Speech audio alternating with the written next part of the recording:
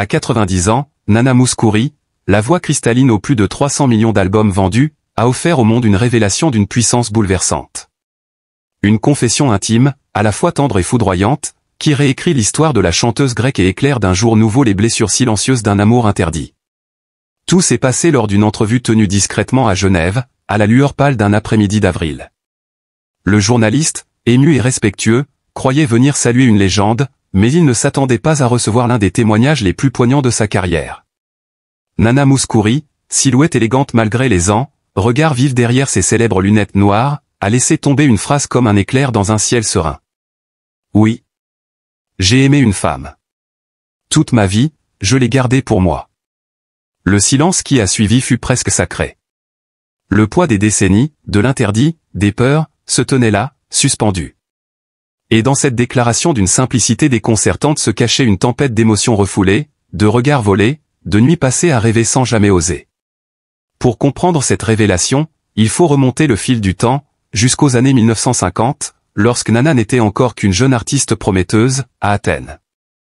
Déjà, sa voix séduisait, mais son cœur battait pour quelqu'un que personne ne soupçonnait. Il ne s'agissait pas d'un musicien, ni d'un producteur.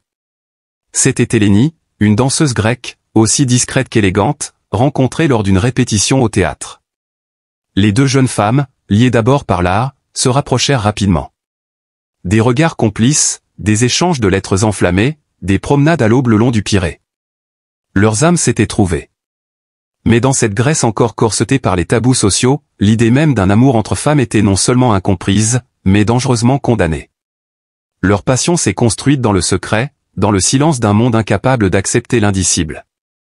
Tandis que le monde entier la découvrait bientôt, Nana, elle, vivait un amour impossible à nommer. Un amour qui, loin de se faner, s'enracinait dans son être, profondément, douloureusement. J'ai dû choisir entre ma vérité et ma voix, avoue Nana dans un souffle. Elle a choisi de chanter. Mais à quel prix? Hélénie, elle, a disparu de la scène. Partie à Paris, puis à Montréal. Quelques lettres échangées, puis le silence. Nana a poursuivi son ascension, enchaînant les succès planétaires Only Love, L'enfant au tambour, Je chante avec toi, Liberté, tandis que son cœur gardait en cage une mélodie plus douce, plus secrète, celle de cet amour jamais chanté. Dans les coulisses, entre deux concerts, elle pensait à Hélénie. Dans les chambres d'hôtels impersonnels, c'était son visage qu'elle revoyait. Et sur scène, dans la ferveur des projecteurs, c'était à elle qu'elle offrait, en secret, ses plus tendres ballades. Cette douleur, elle l'a transfigurée en articles. Chaque chanson d'amour, chaque ballade mélancolique qu'elle interprétait, portait en filigrane cette absence, ce manque. Elle chantait pour des millions, mais dans le secret de sa poitrine, c'était Hélénie qu'elle invoquait. Pourquoi, après des décennies de silence, Nana Mouskouri choisit-elle de révéler ce PAN caché de son existence? La réponse est d'une lucidité désarmante. Parce qu'il est temps. Parce que j'ai assez vécu avec la peur. Parce que peut-être qu'en parlant aujourd'hui, je libère une autre petite fille, quelque part, qui croit encore que son amour est honteux. À 90 ans, cette confession n'est pas un acte de provocation. C'est un acte de paix, une réconciliation avec elle-même. Et surtout, un geste d'une noblesse inouïe. Car il faut du courage pour dévoiler son âme, alors que tout semble déjà accompli. Il faut une force intérieure immense pour briser les chaînes invisibles d'une époque révolue, même lorsqu'elle semble ne plus nous retenir. En quelques heures, la nouvelle a fait le tour du globe. Les médias, les réseaux sociaux, les fans de tous âges ont réagi avec une émotion rarement égalée. Certains ont pleuré. D'autres ont applaudi. Mais tous ont ressenti l'immense dignité de cet aveu. Des personnalités du monde de la musique et du spectacle ont salué le courage de Nana Mouskouri. Elton John, profondément ému, a déclaré. Elle vient de prouver qu'il n'est jamais trop tard pour être vrai. L'Olympia, à Paris, a allumé en son honneur un panneau lumineux, Nana, l'amour ne se cache plus. En Grèce, son pays natal, la révélation a également fait grand bruit. Les chaînes de télévision ont diffusé en boucle les images de la chanteuse, les émissions spéciales se sont multipliées. Un débat national s'est même ouvert sur la mémoire des amours interdites et sur la reconnaissance tardive de ces passions longtemps étouffées. Ce que Nana Mouskouri vient de faire dépasse la musique. Elle devient une voix pour celles et ceux que l'on a trop longtemps réduits au silence. Une voix pour les générations qui, comme elle, ont aimé sans pouvoir le dire. Une voix qui rappelle que la liberté d'aimer est un droit fondamental, et que la beauté réside dans l'authenticité.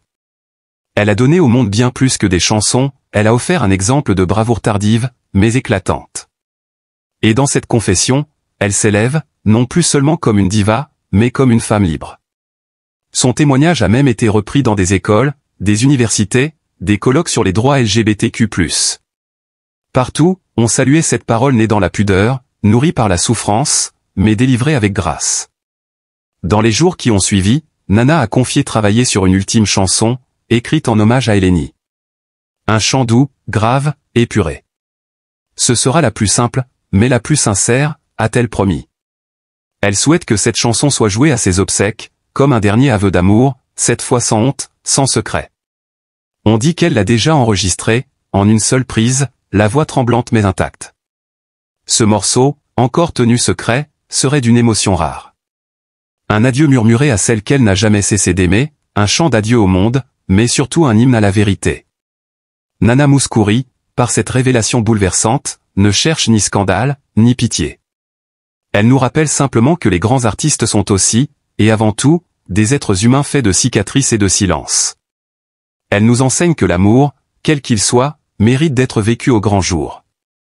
Et s'il est des confessions qui changent une vie, celle-ci vient de changer la perception d'un mythe. Nana n'est plus seulement la voix angélique aux milliers de chansons, elle est désormais le symbole éclatant d'une vérité arrachée à l'ombre. À 90 ans, elle n'a jamais été aussi vivante, aussi audacieuse, aussi vraie. Et si la scène se tait un jour, l'écho de sa vérité, lui, résonnera éternellement. Son aveu restera gravé, non pas comme une fin, mais comme un commencement. Un souffle nouveau.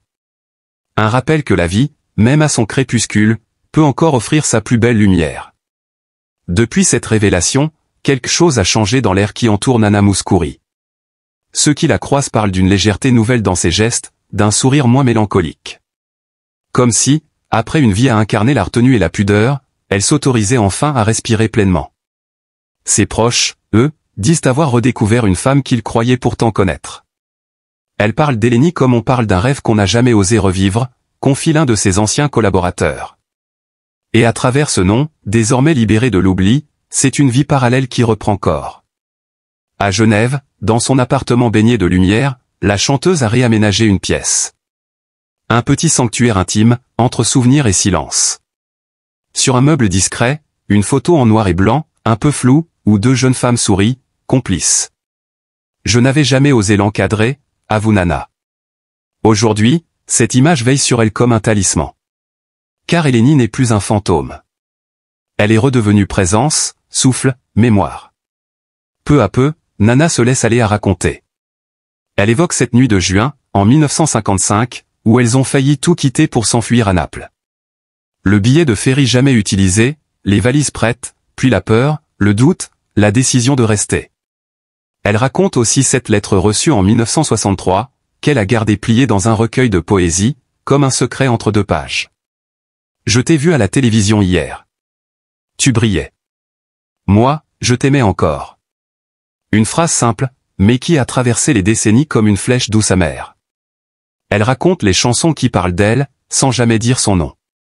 Quand je chantais Amazing Grace, je pensais à la grâce d'un matin où elle m'a regardé sans dire un mot. Quand j'interprétais Je n'ai rien appris, c'était pour dire que malgré les années, je n'avais jamais su oublier. Et aujourd'hui encore, à 90 ans, elle murmure parfois des vers à mi-voix, comme pour maintenir ce fil invisible tendu entre deux mondes, celui de la scène, et celui du cœur. Ce qui frappe le plus dans cette confession tardive, c'est l'effet qu'elle produit chez les jeunes générations. De nombreux messages affluent, des lettres manuscrites parfois, venues de jeunes femmes, de garçons timides, d'adolescents en lutte. Tous remercient Nana pour avoir osé parler, si tard, mais si fort. Grâce à vous, j'ai parlé à ma mère, écrit une jeune fille de Thessalonique. Grâce à vous, j'ai compris que mon amour n'est pas une faute, confie un garçon de 16 ans en Argentine. Nana lit chaque message. Elle répond parfois, d'un mot, d'une chanson, d'une pensée. J'ai longtemps cru que j'étais seul avec mon silence. Mais je découvre aujourd'hui que mon histoire résonne chez tant de gens. Cela me bouleverse. Elle est devenue, sans le chercher, un symbole. Non plus celui d'une carrière exemplaire ou d'une voix d'exception, elle l'est toujours, mais celui d'une authenticité lumineuse, née d'une blessure longtemps dissimulée. Une étoile parmi les étoiles, dont la lumière ne faiblit pas, au contraire. Alors qu'on pourrait croire qu'elle s'apprête à tourner la dernière page de son existence, Nana Mouskouri parle encore d'avenir. Elle envisage un livre, peut-être, ou un recueil de lettres jamais envoyées. Elle parle aussi d'une série de rencontres avec de jeunes artistes, pour transmettre ce qu'elle appelle « le poids léger de la vérité ». Ce que j'ai mis 70 ans à dire, j'aimerais que d'autres puissent le dire en 7 minutes. Sa vie n'est plus une fuite, ni un renoncement. Elle est un legs. Un acte d'amour, au sens le plus noble du terme. Les derniers mots de son interview résonnent comme une prière laïque, douce et bouleversante. Ce que je chante depuis toujours, c'est l'amour. Et aujourd'hui, je peux enfin dire que j'ai aimé pour de vrai. Et dans cette phrase, il y a tout. Une enfance au bord de la mer Égée. Une jeunesse traversée de doutes. Une gloire mondiale éclaboussée de solitude. Et puis, au crépuscule, une lumière. Celle de la vérité, celle d'un amour sans chaîne. À 90 ans, dans le silence doux amer d'une fin de vie empreinte de souvenirs, Nana Mouskouri s'est livrée comme jamais auparavant. Le monde la connaissait comme une icône de la chanson, une voix cristalline, un regard derrière ses célèbres lunettes noires. Mais derrière l'image d'artiste irréprochable, se cachait une femme blessée, marquée par les silences de sa famille, par les blessures du corps et de l'âme, et par un secret qu'elle aura porté toute sa vie, jusqu'à ce qu'enfin, le poids devienne trop lourd à terre. Elle est aujourd'hui frêle, mais la flamme dans ses yeux n'a jamais vraiment disparu. Pourtant, c'est avec une émotion contenue qu'elle a récemment confié, dans un entretien bouleversant, un PAN méconnu et intime de sa vérité, « J'ai aimé une femme, profondément, silencieusement. Cela n'a jamais cessé. Et j'ai vécu avec ce secret toute ma vie. » Un frisson a parcouru le public. La révélation est arrivée comme un souffle inattendu, presque irréel. Nana Mouskouri, cette grande dame discrète, confessait au crépuscule de sa vie une passion tissée dans l'ombre, jamais avouée, jamais vécue pleinement. Mais ce n'est pas seulement l'amour que Nana a dû cacher. C'est aussi la douleur, les non-dits familiaux, les regrets qui écorchent l'âme. Elle parle de ses frères, qu'elle a perdus trop tôt, de sa mère dont la froideur l'a toujours laissée en quête d'affection. J'ai grandi avec l'idée que je devais être forte. Qu'une femme ne pleure pas, qu'elle avance. Ce carcan, imposé dès l'enfance, a façonné l'artiste, mais a brisé la femme. Les dernières années ont aussi été celles de l'épreuve physique. La maladie s'est invitée sans prévenir. Des douleurs articulaires chroniques, une fatigue persistante, une vision affaiblie, et plus récemment, ce diagnostic que son médecin lui a annoncé avec précaution, une forme précoce de dégénérescence neurologique. Pas la démence, non, mais un brouillard lent qui s'installe dans l'esprit. Il y a des jours où je ne me souviens plus du prénom de certaines personnes que j'ai aimées. C'est ce qui me fait le plus mal, murmure-t-elle en regardant le sol. Et puis il y a cette solitude. Écrasante.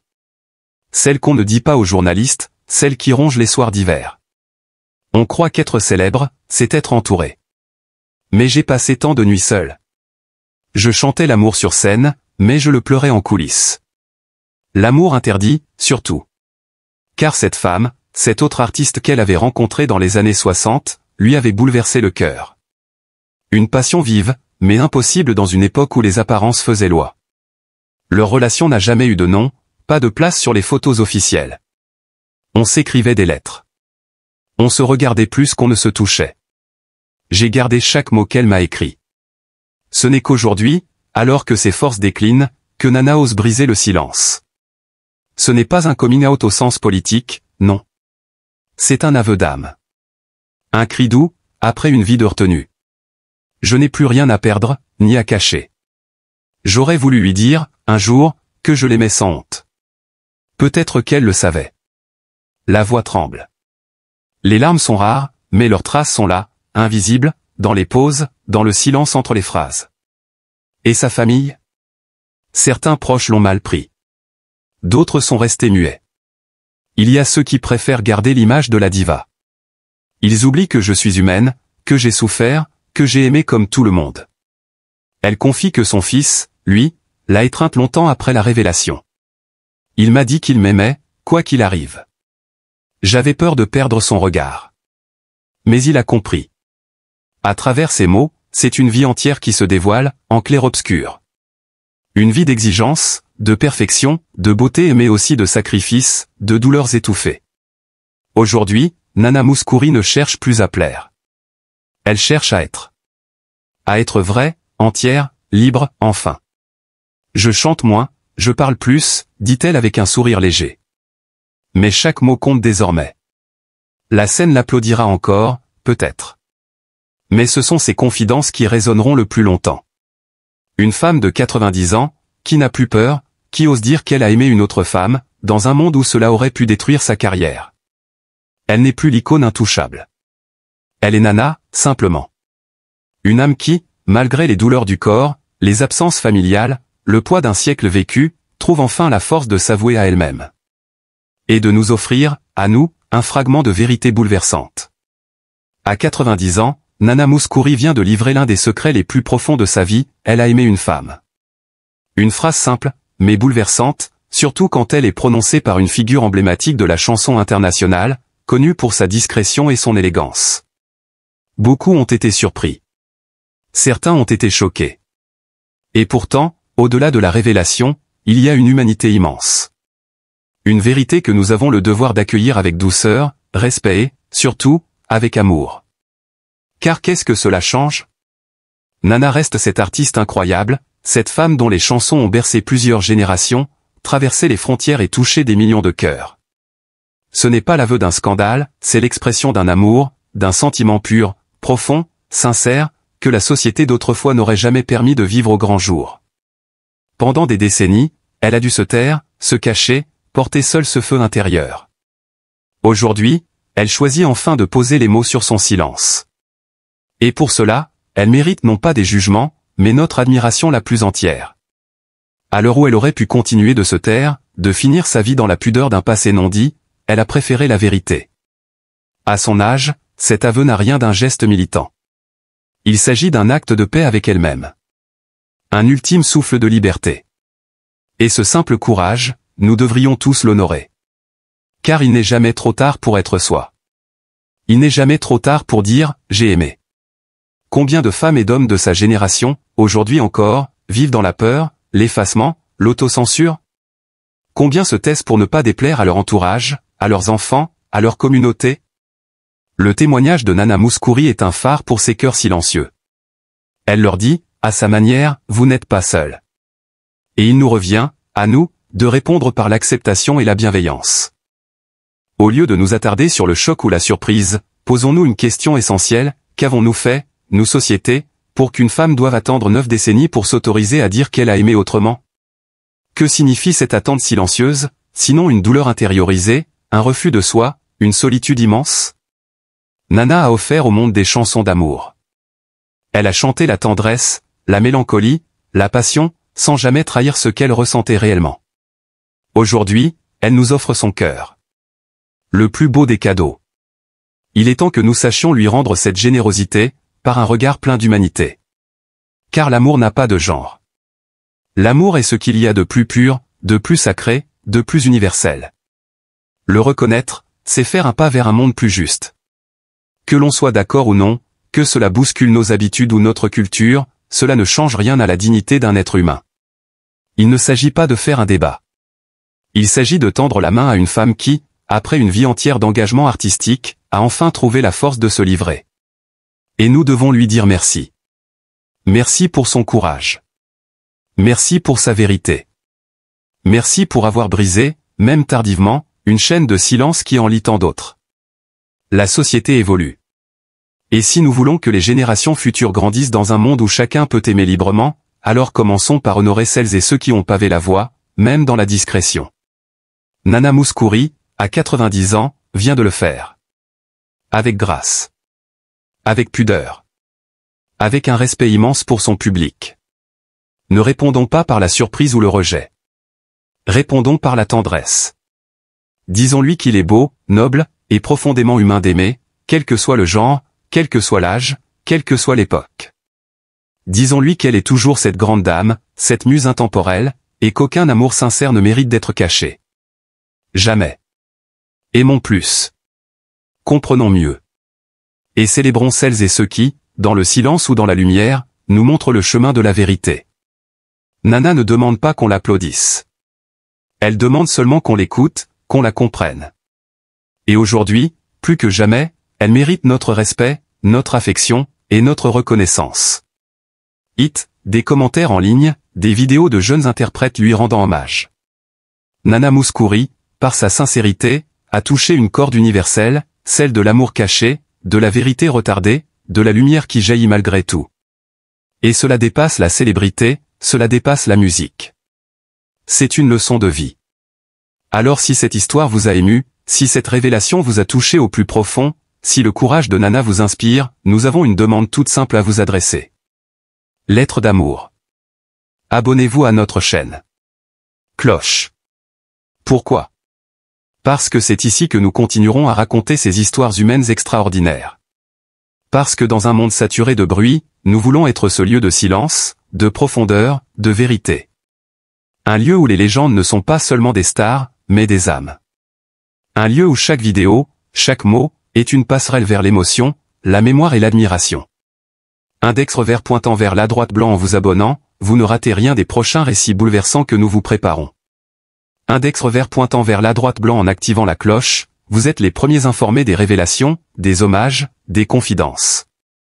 Index revers pointant vers la droite blanc en likant, commentant, partageant, vous nous aidez à faire résonner ces voix que le monde a parfois trop vite oubliées.